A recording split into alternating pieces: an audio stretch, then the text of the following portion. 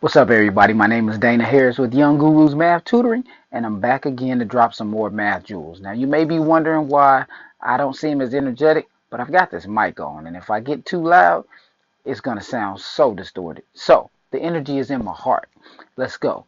I'm going to be talking about how to practice percent problems. Now, there's different ways that you may be asked to use percent, and this first video, we're going to do just one way. Notice up here, I have my proportion. Is over of equals percent over 100. And then I have this. This is a new way that I've discovered. Notice on the top, I have the number. And on the bottom, I have percent. Percent is always out of 100. Okay.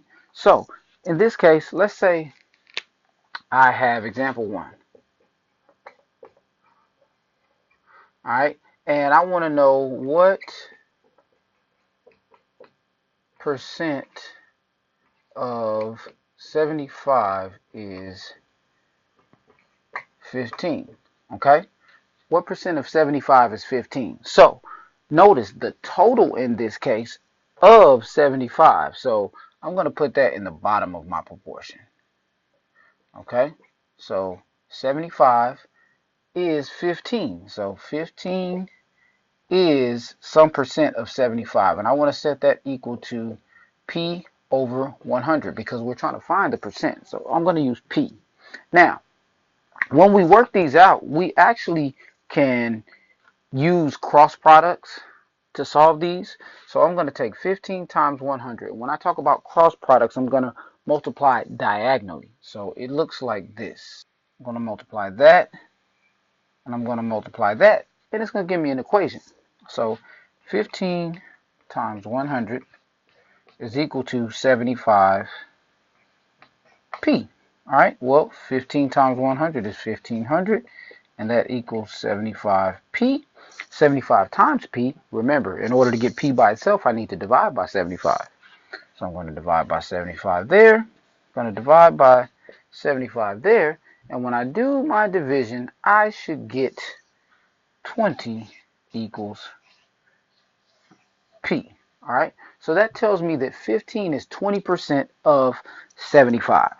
All right, let's look at another example. And actually, if I want to put this one on the scale over here, it wouldn't be right smack in the middle, but I could have 15 here and 75 here. That wouldn't be exactly for this version of it because the P is right in the middle, so I would need a value that represented 50% of the total. But if I wanted to use that, I would say 75 goes here because 75 is the full percent, and then 15 would be above the P. All right, let's do another example.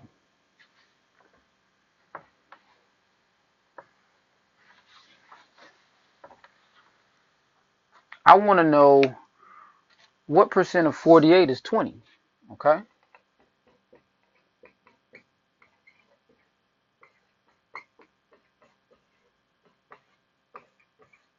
what percent of 48 is 20? So of 48, notice of is 20. Set that equal to P over 100. We're still going to use the cross products. Remember, diagonally when I mention cross products. So I'm going to say 20 times 100, 48 times P, and that's going to give me an equation. So 20 times 100 is equal to 48p. Well, that's going to be simple right there. 48p. I need to divide by 48 to get p by itself. Divide by 48 on both sides, and that's going to give me 41 and 2/3.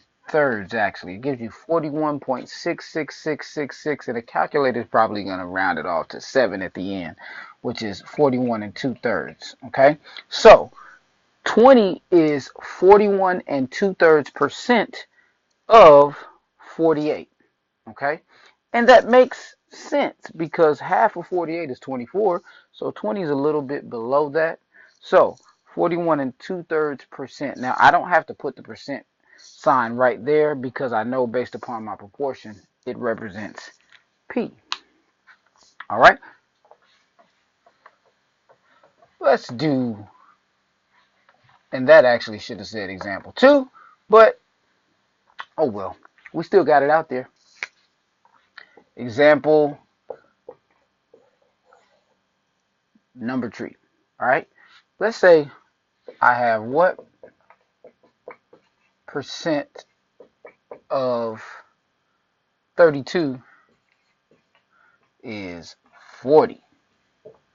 Now, this one looks a little different, doesn't it? 40. So, of 32 is 40. Notice the numerator is larger than the denominator. You're going to see what happens when we have that. Still equal to P over 100.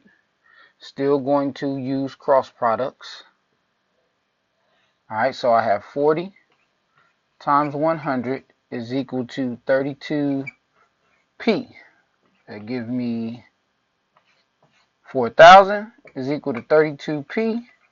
32 times P. Remember, the inverse operation of multiplication is division. So I'm going to divide by 32 to get P by itself. Do that on both sides. And that is going to give me 125 equals P. So this tells me, notice my numerator is larger than my denominator. So that is more than 100%. So 40 is 125% of 32. So anytime that is value is larger than the of value, your percent is going to be greater than 100%.